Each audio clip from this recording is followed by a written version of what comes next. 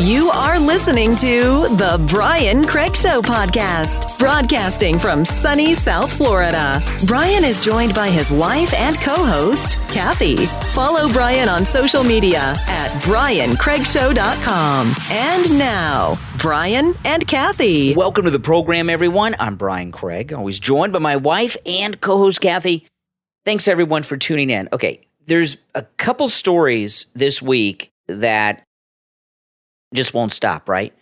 Tulsi Gabbard, which we're not going to talk about right now, although Kathy has come up with a theory on Tulsi Gabbard we're going to talk about in the show later that is exactly what Tulsi Gabbard is up to, and it's something that I did not even think of, and we're going to get to that later in the show.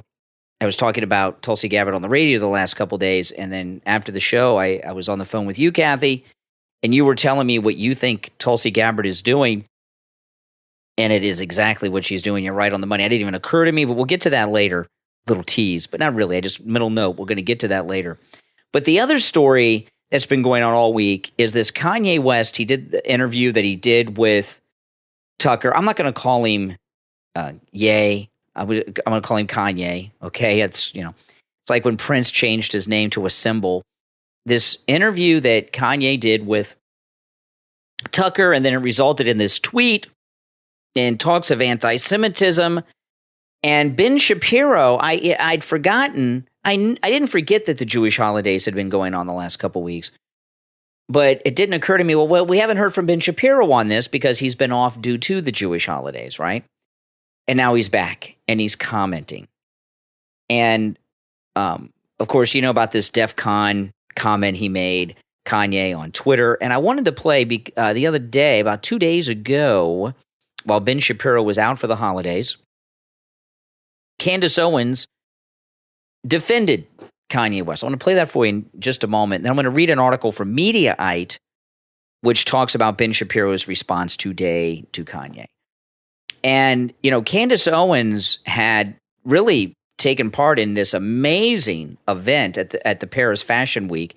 She went over there. I understand it was a PR move. It was a publicity stunt, but publicity stunts are not necessarily bad.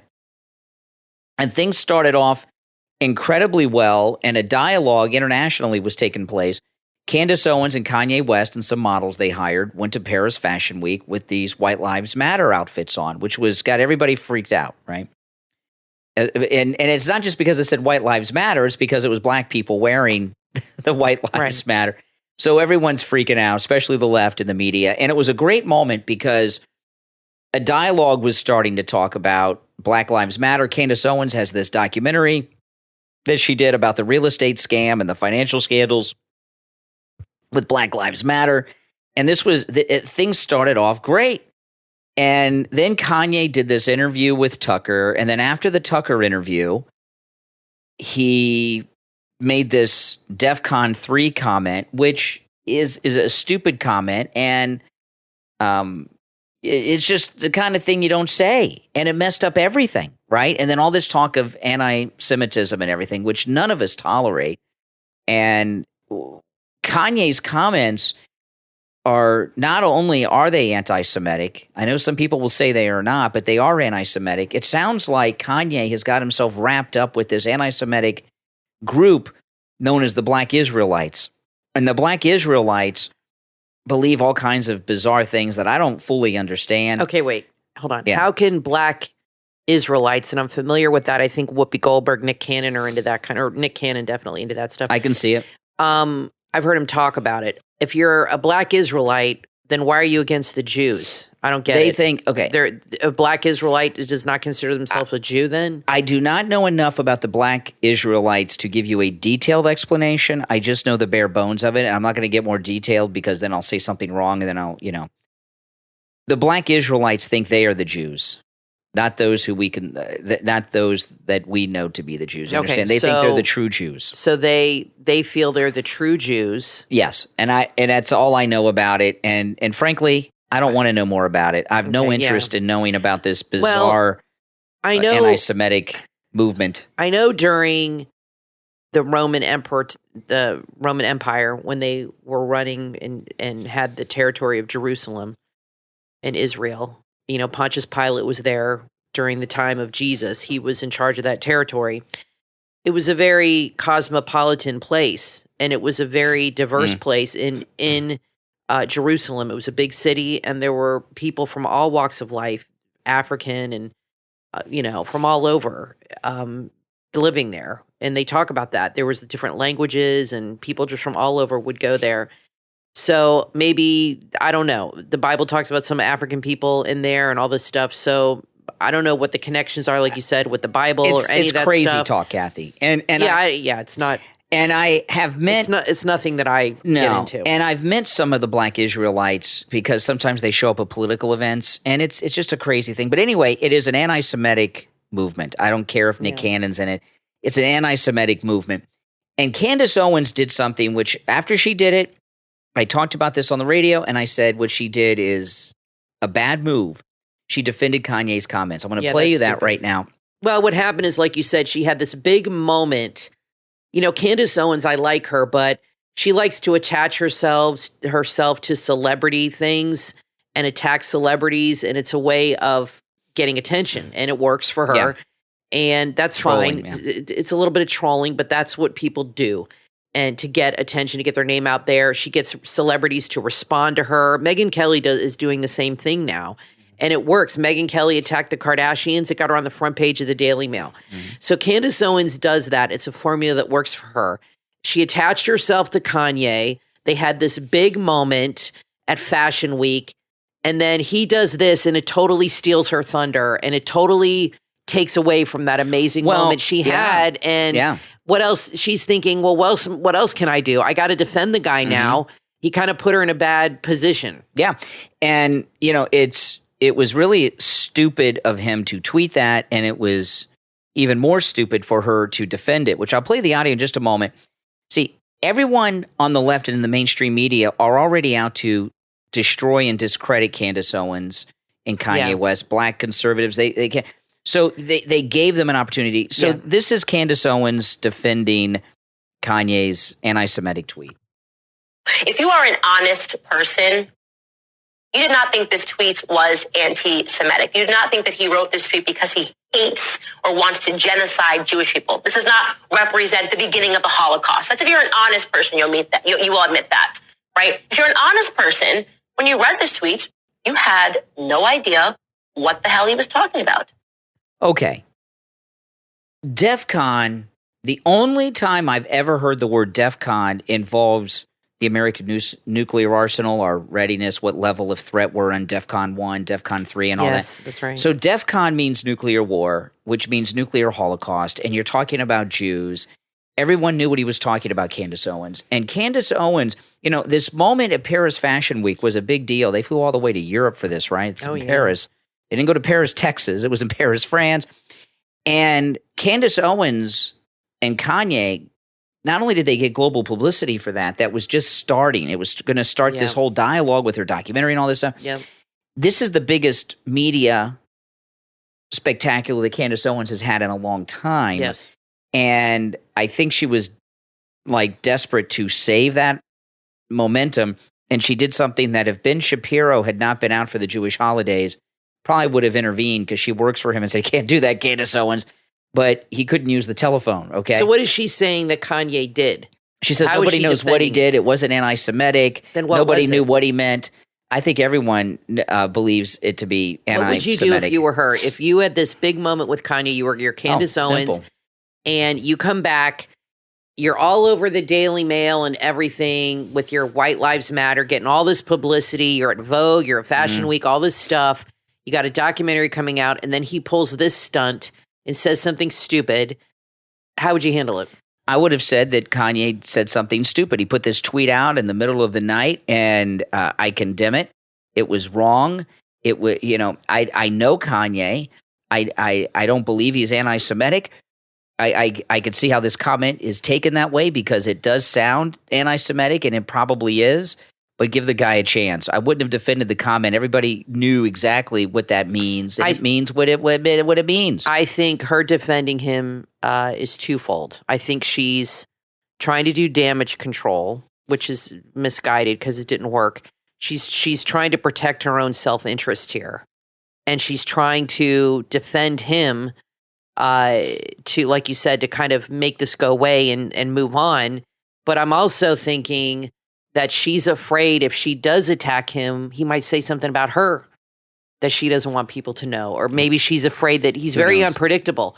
And maybe she's thinking, I don't want to attack Kanye because God knows what he'll say about me. Because he does say things about people. She didn't have to say anything. Yeah, I agree. If I was her, I would have said nothing. Have to say anything. I would have just said, look, I'm not going to address this right now. I'm going to let people decide. I obviously don't feel that same way, but he speaks for himself, and he's unpredictable, and anybody who attaches themselves to him is getting what's coming. As far as I'm concerned, they're stupid.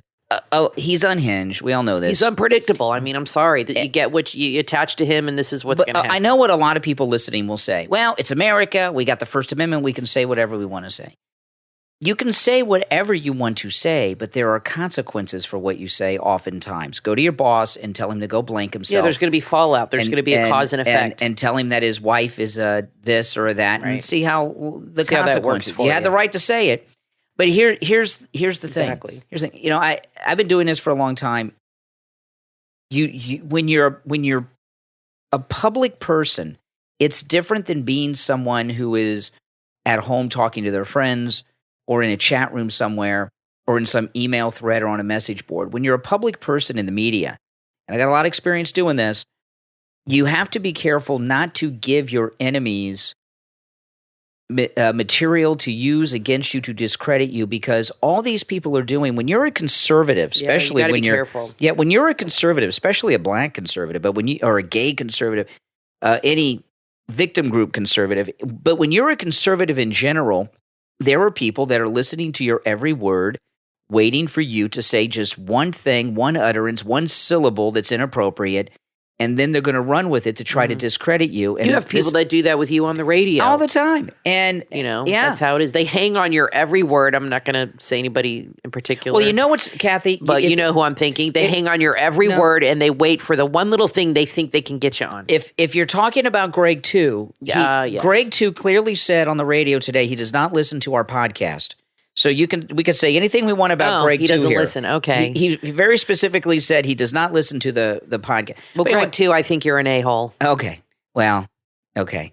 Put that in your pipe and smoke it. Well, but he'll never hear that because he doesn't listen. Well, we'll find out he does not listen. Because he does not listen. But everybody else does. Yeah. That knows who he is. So when you're a conservative, they're always looking to catch you on something. Mm-hmm. And when you're a black conservative, they're really looking because Candace Owens and Kanye West, they want to. So both of them did something very stupid. In fact, what Candace Owens did in many ways was more stupid than what Kanye did, because Kanye is unhinged. She is a together person. And so what she did was worse because she should be more clear thinking. Now let me read this article in Mediaite. It talks about Ben Shapiro's response. And I don't think this would have happened with Candace Owens if Ben Shapiro was not all for the Jewish holidays. Now, this is in Mediaite. I agree with you, and I smell an apology or a retraction coming from her very soon, as soon as she has a meeting with Mr. Shapiro. This is Mediaite, and I'm just going to read their story on Ben Shapiro's response. Now, Mediaite's very liberal, okay? So some of the words and the phrasing and that, these are not mine. This is Mediaite, so we'll find out. Ben Shapiro called out conservative supporters of Kanye West. That would include Candace Owens, who have defended the rapper even after he declared war on Jewish people on social media over the weekend. His Twitter and Instagram accounts were suspended over anti-Semitic posts. I'm not going to read the post, but you guys have heard them, so you know. Ben Shapiro, who took the last few days away from social media to observe the Jewish holidays, weighed in on all the mayhem Wednesday, calling Kanye West's behavior disturbing. Back from the Jewish holiday now, as usual. Now, of course, I'm quoting Ben Shapiro, but I'm speaking much slower than Ben Shapiro. He talks, he's like an auctioneer. Back from the Jewish holiday now, as usual, two things can be true at once. Kanye moves towards pro-life, faith and family conservatism, and encouraging his Death Con 3 post and Black Hebrew Israelite language are clearly anti-Semitic and disturbing, Ben Shapiro wrote. Ben Shapiro's comments come days after another host from the Daily Wire, a company founded by Shapiro, The Daily Wire's Candace Owens defended West over the tweet, saying if you're an honest person, you did not think his tweet was anti-Semitic. And then the rest, which we played. Jason Whitlock of Blaze TV joined the conversation, saying Kanye and Dave Chappelle. Is there a pattern? The industry wants both of them canceled. Black rappers and comedians are free to denigrate black people and white men a million different ways, but there's a line they better not cross. Everybody knows this. So Jason Whitlock over at the Blaze is saying that, he's only in trouble because he said something about the Jews. And that's it. Now, Ben Shapiro didn't say anything specific about Candace Owens, but he condemned the comments that she defended. Mm-hmm. And to just give you an idea how the fake news operates, this is the headline they have on liberal media. Ben Shapiro issues implicit rebuke of Candace Owens. He did call out the comments. He didn't mention Candace by name, but he's not going. She works for him, but clearly he's addressing her. I promise you, Ben Shapiro had a talk with Candace Owens. Oh yeah, I think she's going to come out and pull back her statements. And he's her boss. She's going to come out and give some kind of retraction / apology for what she said. But like I've said, remember when Kanye went to the White House and all those people around him? I don't understand why Trump did that. And you don't want to put a mic in front of this guy. He's unpredictable. Oh, that was cool. I love that. I didn't. When he went to the Oval Office? I thought it was a little off. But the media exploit him. And when he's on these in these episodes, I'll say, he and I'm not trying to blame mental illness for everything, but these do seem to come in waves where he says things and goes on these tears. And the media just eats it up, and they just give him so much attention. To me, they're part of the problem. And Candace Owens, I hate to say this, she was kind of exploiting the situation with Kanye, and he's a fashion designer, I guess. He goes to Fashion Week all the time and has collections, apparently. And she hitched her horse to his wagon, and this is the consequences of that. She should have known better. She wanted the publicity. She wanted she got it. But now it has bitten her in the butt, and now she's got to deal with it. He is very unpredictable, and he's always that way. And he goes in these media blitzes, these periods where he's talking to the press and says all these things that are outlandish. He gets tons of attention, and, that's the way it is. But I agree with you. She should not have defended him at all. She should have either said nothing, or she should have said, look, I want to focus on our message that we had at Fashion Week. I don't want to detract from what that was about, because now the media isn't even talking about that. They're talking about what he said. I don't know if he did it on purpose to get attention off her. Who knows? Maybe he did. I don't know.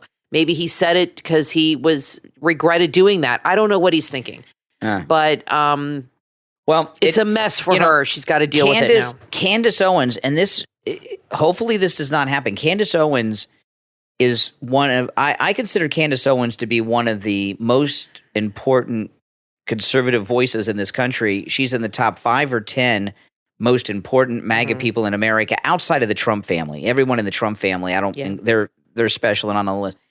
And I've told you about this. I went to this Trump rally a few months ago. It was it wasn't a regular rally. It was the Faith and Freedom Summit, which was a private ticketed event you had to buy tickets for. And Candace Owens was there, Sarah Huckabee, Don Jr., Kim Guilfoyle, President Trump, and many others. And not President Trump, but the others, including Don Jr. and Kim Guilfoyle. You could pay extra to take photos with them, photo ops. And they did these photo ops at a particular time. Candace Owens had more people in line who paid to take a photograph with her than Don Jr., Kim Guilfoyle, Sarah Huckabee, and the others. I can't remember all who were there combined. I don't think this is going to hurt her brand. It could. It depends on what she does now. Why is there so much hatred towards Jews? It's been like this since biblical times. I don't understand. I don't know, but Kanye's just got wrapped up with these weirdos. But Candace Owens, it depends on what she does now. If Candace Owens takes back the comments and say, I didn't get it, Ben was out. I talked to Ben Shapiro and he explained, I didn't realize that he's right. That's what I think she'll say. That's what she needs to do. Kind of like Whoopi Goldberg made that comment about the Holocaust or something. I can't remember exactly. And then she had to go on that whole media blitz explaining, I didn't fully understand. Remember, she said, She said that it wasn't about race, the Holocaust. Remember, she said it wasn't a racial thing because she was thinking in terms of black and white. And then people quickly corrected her and said he was eliminating the Jewish race. It's considered a race, not just a religion. And she's Jewish. Yeah. She should know that. She's a Jewish woman. I mean, she took on a Jewish name. And she said that about the Holocaust. Is Whoopi Goldberg Jewish? Yes. Is she? She's Jewish. And she had to go on that whole media blitz to correct herself. That's what Candace Owens is going to end up saying. Like you said, I didn't know. I was unaware. I needed to be educated, blah, blah, blah, and moving on. But I don't know if she'll do anything with Kanye in the future. It's really too bad because what they did at Fashion Week. They both messed up. What they did at Fashion Week was very powerful, got a lot of attention, and it was good. And he went off on these interviews and just totally detracted from that.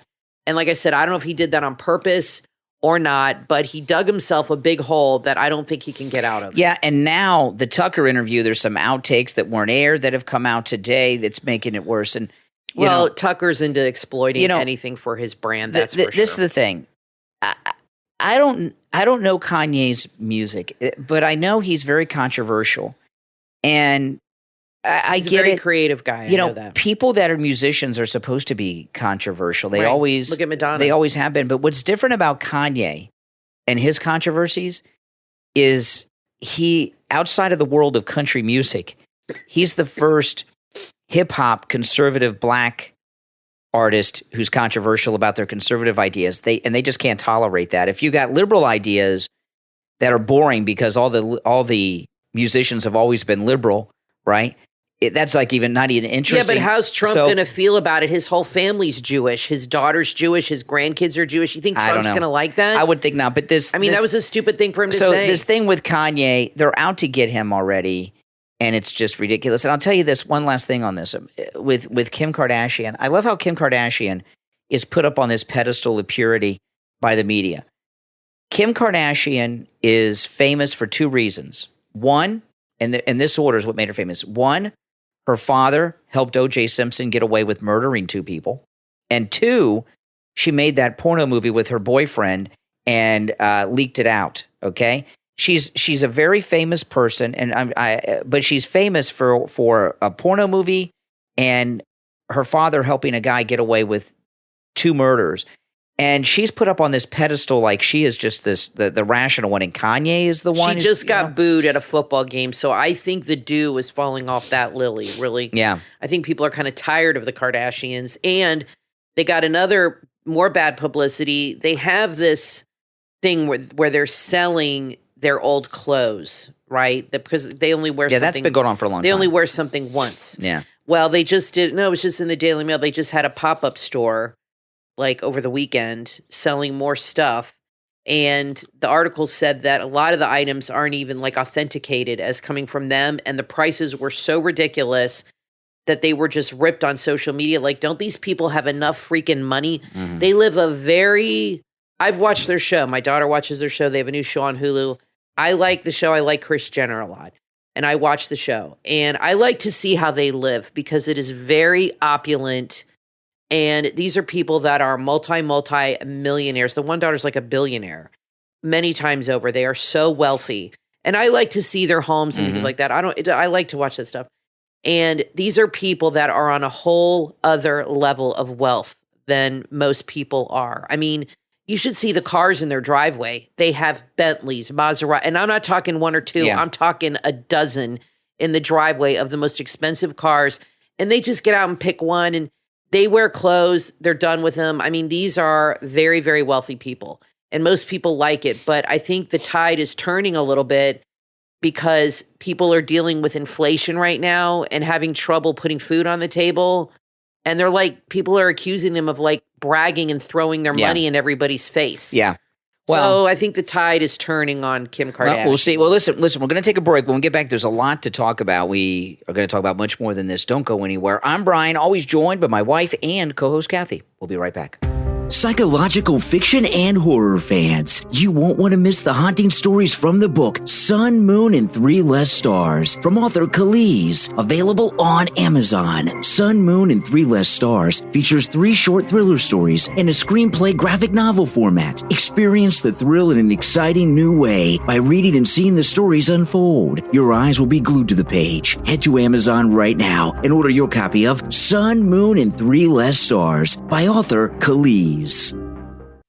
Uplift your vibes and elevate your frequency with Vibing with Purpose. Vibing with Purpose is a spiritual botanica and magical tools and goodie shop. If you need a self-care kit, full moon box, mental health gift box, or need help removing bad vibes and energy from you, your children, or home, they got you covered. If you're looking for help on pampering yourself or a friend and any loved one's birthday or anniversary, they can help. They carry sprays, candles, crystals, jewelry, sage, spa kits, and gift boxes. Don't let hard times or bad vibes weigh you down. Let Vibing with Purpose get your life back on track. They ship fast within just 2 days of ordering to get all their handmade goods to you quickly. Use the promo code SHOP25 and save 25% off your order. Start vibing right now online at vibingwithpurpose.com or on Etsy, etsy.com/shop/vibingwithpurpose. If you're a fan of stories that make you afraid to turn the lights off at night, then you will love Moonless Nocturne, Tales of Dark Fantasy and Horror. From attorney, former Air Force officer, special agent for the Air Force Office of Special Investigations, and Bram Stoker award-winning author, Hank Schwabel. Moonless Nocturne is a chilling set of 10 tales that offers an exquisite and impressive showcase of the author's talents that are sure to entertain and intrigue readers who love a good thrill. With an introduction by the iconic F. Paul Wilson, Moonless Nocturne is a gourmet platter of both red meat and rare delicacies, not only for aficionados of horror, mystery, thrillers, and suspense, but any connoisseurs of fantastic fiction. It's inventive and original. This collection has already been optioned for television and film by Lone Tree Entertainment and is certain to appeal to fans of King, Barker, Matheson, and Jackson. It's not the dark that should scare you, it's all the things that lurk there. Order your copy right now on Amazon or wherever books are sold. Moonless Nocturne, Tales of Dark Fantasy and Horror, from author Hank Schwabel. You are listening to The Brian Craig Show podcast, broadcasting from sunny South Florida. Brian is joined by his wife and co-host, Kathy. Follow Brian on social media at BrianCraigShow.com. And now, Brian and Kathy. Welcome back, everyone. I'm Brian, always joined by my wife and co-host, Kathy. Thanks for tuning in. I saw this story today. Long Island woman arrested in counterfeit operation. She had $40 million worth of fake Chanel, Gucci, Prada, and other things. And she's facing all kinds of time in prison. China, this is what China does, right? They make all this fake counterfeit stuff. There's no consequences for them. All our politicians work for them. But this poor woman in Long Island, she's facing prison for God knows how long. I'm not saying what she did was right, but come on, give me a break. They make fake everything, fake Louis Vuittons. Yeah, it all comes from They really cracked down China. on that on eBay. People were selling them on eBay for years and years, and they were good fakes. Mm-hmm. And I remember when I was in New York, there were guys selling them on the street for $25, and I bought a fake one. I knew it was fake, but I didn't have a Louis Vuitton. And I got to tell you, I took it and went to the store. I could not tell the difference. It looked exactly. This was a long time ago. It was. It looked exactly like the original. So they make good fakes. I'll tell you that. Well, why aren't the Chinese going to jail? All right. So you had this theory on the Tulsi Gabbard thing that I think is right on the money and rather frightening. And this thing with Tulsi Gabbard has me really, really upset. And the reason I'm upset about it is, for some reason or another, she is able to fool a lot of conservative people that she's all right. Oh, James Woods was tweeting about her, how great she is. I don't understand that at all. Well, because what she's saying is true. She's saying things that are very true and that need to be said. Okay. So that's important for people to hear it. But people are not talking about her motivation, and they're certainly not talking about what her plans are to do with this. So I really was thinking about this a lot over the last few days, because I watched her podcast with you, And at first I was like, saying, wow, this is really good stuff. And I'm, good for her. And I know you've always been skeptical of her. And you and I kind of had a little disagreement about it. And I said, well, you really need to be open-minded. I was like sounding like Steve. You got to be open-minded and this and that.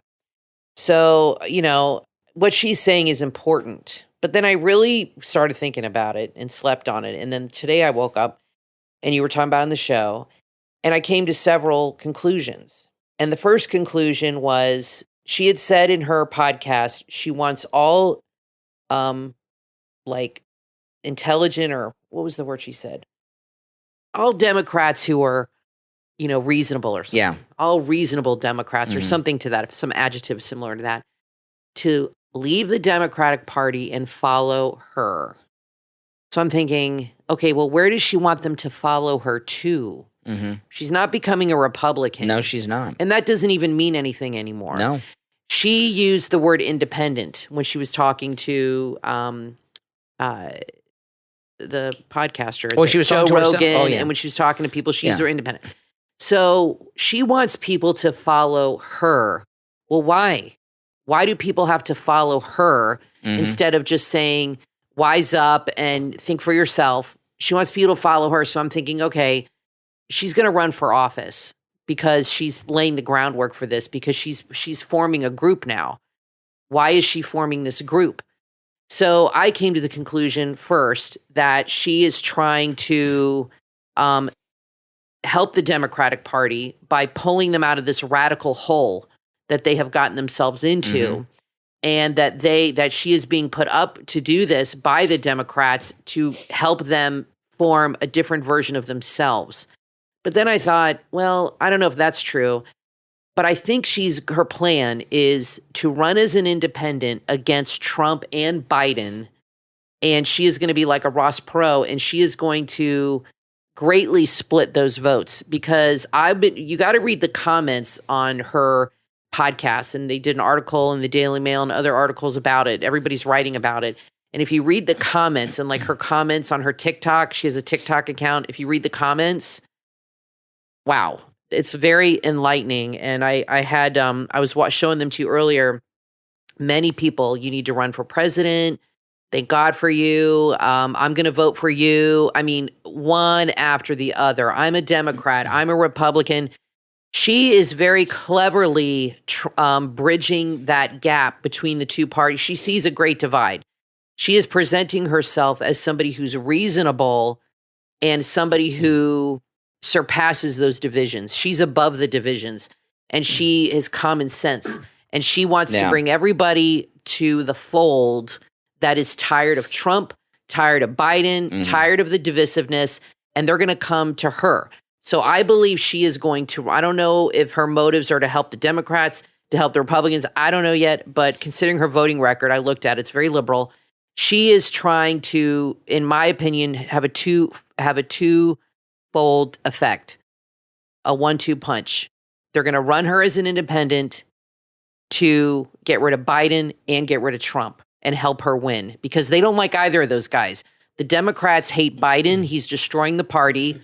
And I feel that in their mind, they need to get him out of the way to reform the party. They got to get rid of all these old Democrats to reform the party in the shape that they want. And I think they want to hurt Trump. I think the swamp is behind this, and they want to hurt Biden and Trump. And they're going to run her as an independent to hurt both of them, and possibly, maybe she could win as the first independent, or at least have a major effect on the next election. But I think she's definitely going to run. Well, she might. And I said to you, what if she ran with Nikki Haley? I could see that happening. You don't think they have a connection because they're both Indian in the government? Yeah, I don't know. Two women. Well, I could see that happening. Nikki Haley's kind of like her too. Yeah, here's the thing, okay, with all this stuff. I agree with you a lot of it, but not totally. If you look at what's going on with Tulsi Gabbard, all the pro-Tulsi Gabbard celebrations are done by Republicans, mostly MAGA Republicans, which is really upsetting to me, because what she's pulling is what you're talking about. This is all about bringing down Trump in 2024. I agree with you that Tulsi Gabbard is going to run as an independent in 2024. At least that's the plan now. and she's pulling not Democrats, but she's pulling MAGA conservatives are championing her. I think you're right. She had more of an effect on that. Yeah, for sure. and if you go back to the Ross Perot, Bill Clinton, when he ran in 1992, did not get the popular vote because Ross Perot had a three-way race. That was my first presidential election I was old enough to vote in. I voted for Ross Perot. Ross Perot took votes away from H.W. Bush, Bush 41. He took mostly Republican votes away.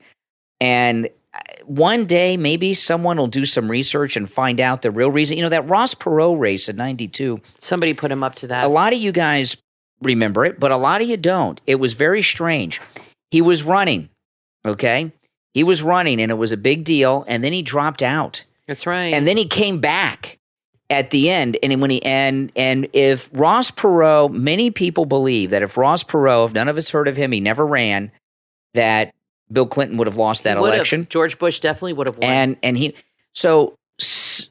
That's what's going on here. Back then, we didn't have as many resources as we have now with so much internet connection. There was no internet, so we didn't have that type of connection that you could just easily research things. But if someone did a deep dive research mission into that whole race, there were some people in the establishment of the parties. It very well may have even been Republican establishment people too. There were powerful people in Washington in the world of politics that wanted Bill Clinton to win and wanted H.W. Bush to lose, and Ross Perot was brought in for that purpose. And, you know, Ross Perot may not have even been aware of it, but he was a very wealthy guy. He was a multi-billionaire, and those guys are not stupid, and they're very well connected, and he may have well been a party to helping Bill Clinton get elected. Now, or he could have been a useful idiot. But I don't think he was an idiot, but he's no longer with us, but I don't think he was an idiot. Well, I'm just using that term. I'm not saying he's an idiot, but he could have been used without knowingly, unwittingly. Yeah, he may have been a part of it. He may not, but he was used to make sure that Bill Clinton won in 93. And I think looking back, it's kind of obvious when you see what's going on with Tulsi Gabbard. I think that the Democrat and the Republican establishment are in panic mode right now for a number of reasons. Yeah. The biggest problem the Democrats have, they have two major problems. One is Trump and the MAGA movement. And the other one, though, that I think they view as a bigger problem than even Trump and MAGA because it's more immediate to them, is the Democrat Party has been taken over by these lunatic activists, the critical race theorists, the squad, everything else. You know the list. I don't have to go through a list. So they need to clean house with that. They got to get in some people that sound reasonable to the average American. Exactly. So that's one thing she's doing. The other thing is they know that not only is Trump going to run in 2024, he is the favorite by far to win. The Democrats know this. The Republican establishment know this. And if you look, the main support that Tulsi Gabbard's getting is through Fox News. That's right. And the Fox News crowd. And if you read her threads of comments, 90% are from conservatives. That's right. And so I think she will definitely run. And I said to you, I think it's going to be like a 1-2 punch where they want her to take out both guys and she wins. I don't think that's possible. But I don't think that'll happen. It's not possible. But she will definitely. The question is, what do you guys think? It's not possible. Do you think if she ran as an independent, would she take more votes from the Trump side or more from the Biden side? And I happen to agree with you. I think it more would come from the Trump side. She's younger. She's, fresh ideas. She says a lot of things that are true, Kathy, and that resonate with people. Dave Rubin. He was on YouTube. He was so excited. He couldn't wait to get on, and he calls her Tulsi because he knows her, by the first name. And they're all just falling for it. And so what'll happen is this, okay? If she runs as a third party, this continual Fox News crowd embrace of her, they'll start talking about, Trump is divisive. Yeah, that's right, and that's why we love him. He is divisive, and that's what we want. And they'll say, it's time to move on from him. Right. The mean truths, the mean tweets. We don't want that. And Tulsi Gabbard is going to, as a third party person, if she continues to be embraced by conservatives, is going to be to Donald Trump what Ross Perot was to George W. Bush. That is their plan. Well, what she's doing now, and that's why it's important to any conservative that is celebrating Tulsi Gabbard is to talk to them. They need to be talked to about this and understand what's going on. What she's doing now is establishing credibility, right? And then the next thing that'll happen she's going to very carefully start attacking Trump and the GOP. And that's to get people to vote for her. But the attacks on Trump are coming. Right now, she's laying the groundwork of credibility and getting that base going. So when she does attack Trump, people are used to her ideas and they're already kind of over on her side. It's all about winning sides and winning, you know what I mean? And that's going to be happening. She's going to be coming after Trump, eventually and very cleverly about it. And she'll be on all these shows. And people that are agreeing with her right now, they'll say, boy, she's been making so much sense lately. It's very clever. So I agree with you. You have to really pay attention, not to what she says, but what she does and her actions. And like I said, where does she want people to follow her to? Follow me to where? I mean, she's obviously trying to get a group together for something. So I'm curious what means there's a plan. Okay. There's a plan of something. Yeah, that's exactly right. And if you look at the people that are really celebrating her, most of them are MAGA people. It's true. Or people that you think are MAGA. And I know sometimes when someone who's a liberal wakes up and becomes a Republican, a lot of conservatives get all excited about that. I've talked about this for years. I give a great example of this. When Obama was elected in 2008, it was a big shock. And I remember back in the 90s in talk radio, Republicans would say the first black president is going to be a Republican because the Democrats don't like black people. They don't like black people, the Democrats, but Obama was a phenomenon. It got out of control. It was supposed to be Hillary, and he was so popular, and boom, it happened. So after the first minority president was a Democrat, the Republican Party went way out of their way to elevate minorities, so people would look at the Republicans and say, "Hey, look, we're." Well, I want to correct somebody on your show that said that she voted to impeach Trump. That is not true. Yeah, I know. I'm looking at her record. She did not vote. She voted present. She didn't vote yes or no. Vote yes or no. So what the Republicans did after Obama was elected was say we don't want people to think we're bigots. We like minorities too. Right. And they elevated a lot of minorities. They made Michael Steele the head of the RNC, who's been a resident pain in the butt on MSNBC for years, right? Bobby Jindal, who I like, they let him do the response to the State of the Union. He made a fool out of himself. Even Marco Rubio, remember, he got moved up and made a fool out of himself once. Yeah, I would never do that. It never works out well. It's because the Republicans wanted to say, look, we have black people, Hispanic people too. It's not just, I know you think it's just the Democrats because of Obama. So when someone who's a minority, and she's a minority because she's a woman, she's Hawaiian, right? She's Samoan. They say Samoan now. Like The Rock. And all that, yeah. And her mother is from India. So so conservatives like, oh, wow, great, awesome. You got to be very careful. And I'm still sticking with my Trojan horse analogy with her. Now, listen, we're going to take our break. But before we do, I want to thank all of our Patreon supporters for their support of the program. And our top Patreon supporters get a live on-air thank you shout out on every podcast episode. The names you will hear now are our top Patreon supporters. I want to thank Andrew and Connie, Christine, Gary, ETW, Chuck, D, Pamela, Wesley, Rick, Nick, Macho, and Rome, Wisconsin. These are our top Patreon supporters. And if you'd like to become a Patreon supporter, it's a great way for you to support the program, and there's exclusive content as well. There's a link in the description of this episode, but if you go to my website, briancraigshow.com, there's a link to my Patreon page right there, briancraigshow.com. Go there, check it out, and become a Patreon supporter.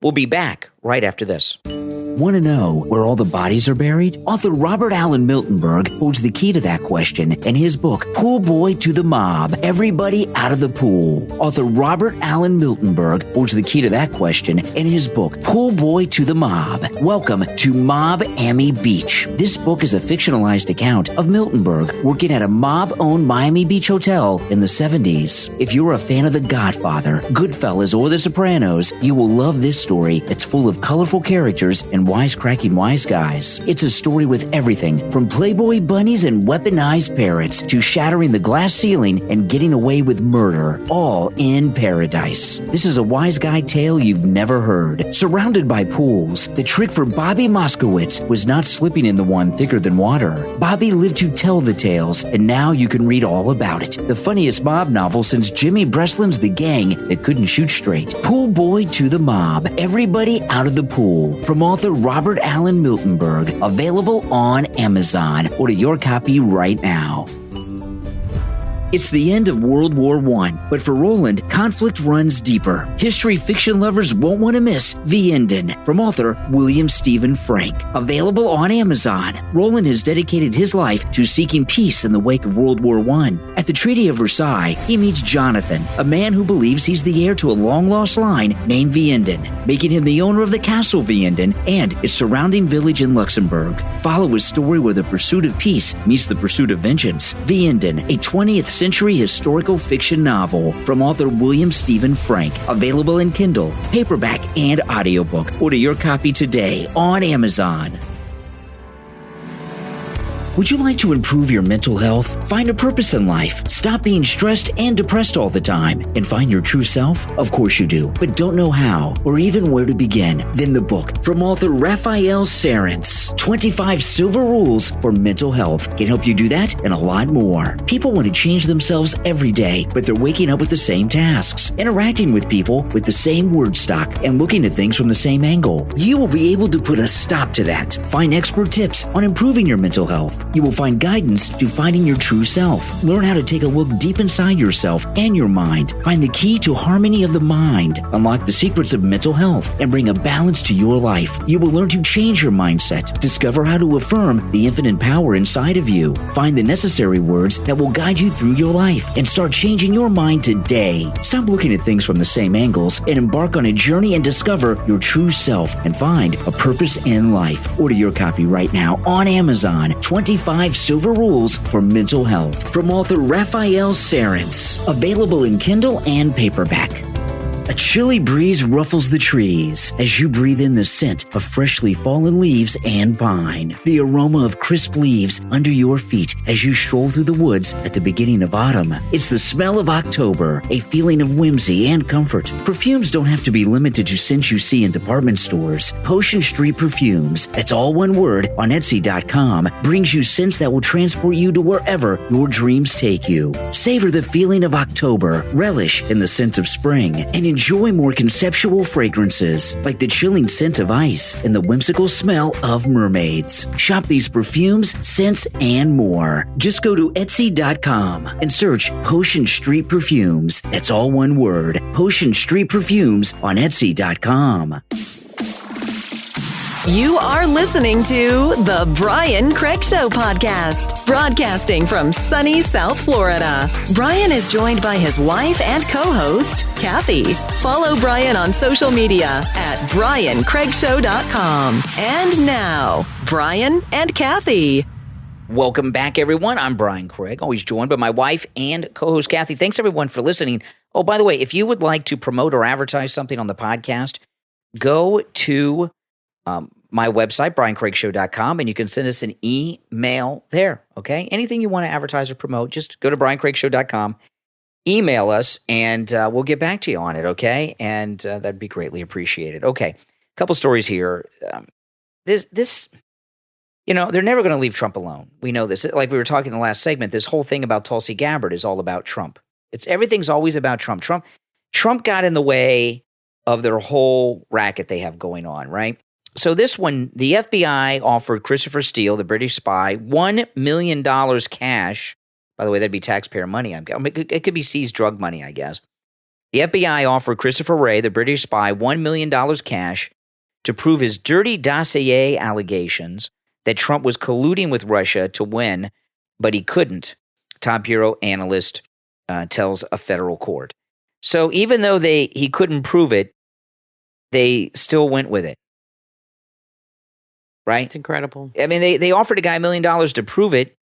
He couldn't prove it, but that didn't stop him. No, and liberals will still think that it's true.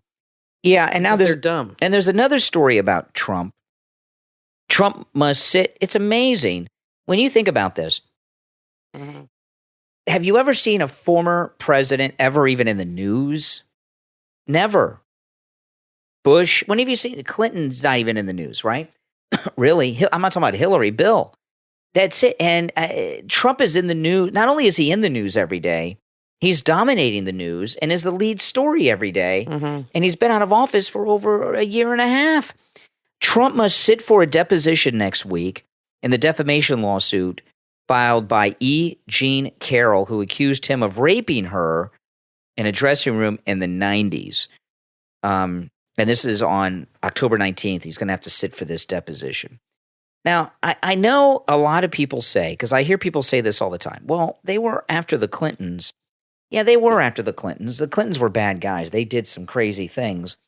But if you noticed, it stopped when he left the White House. When Bill Clinton left the White House, all that stuff stopped. Yeah, but Trump keeps doing rallies and he keeps talking about running again. So that's why things have not calmed down.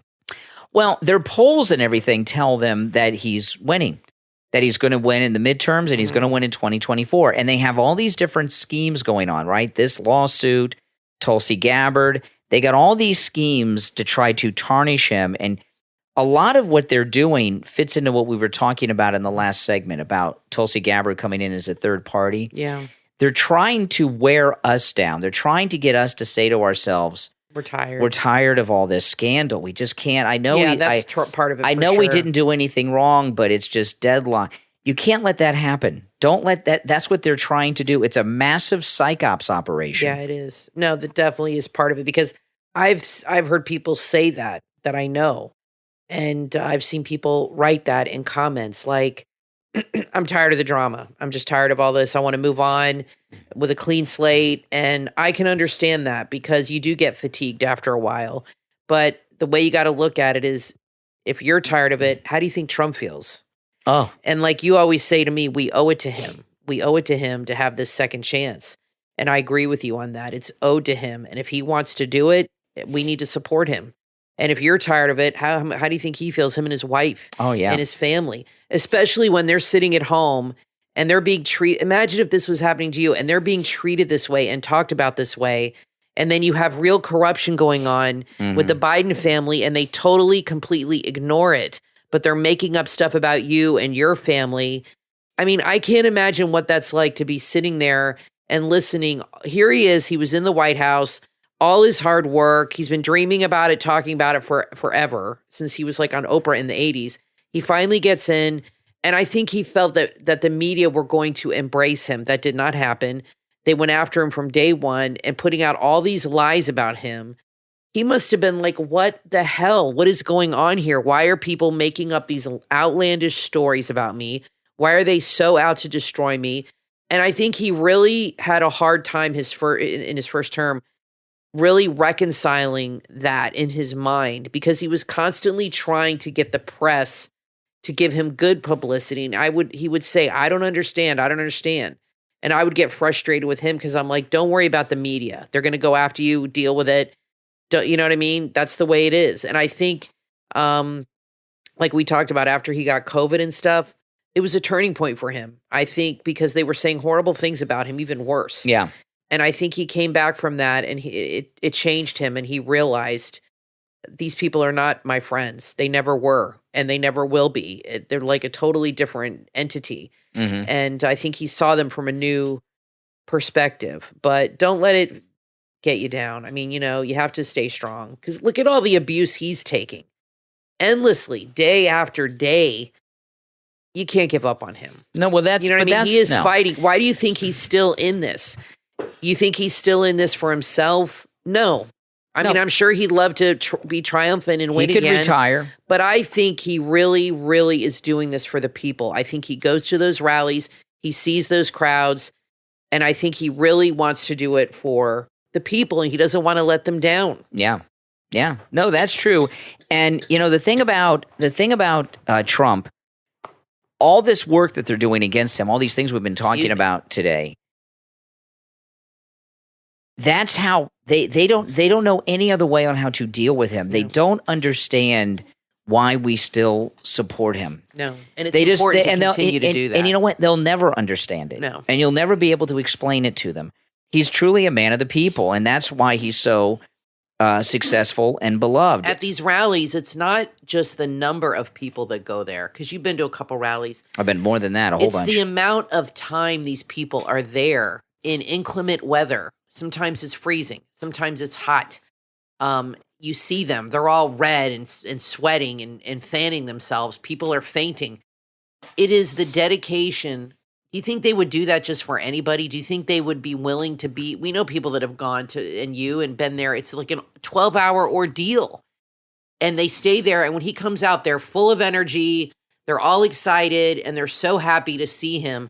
That is true love and true dedication. And I think that is what is motivating him. And that's what's giving him the courage to continue on. And if that stops, that's right.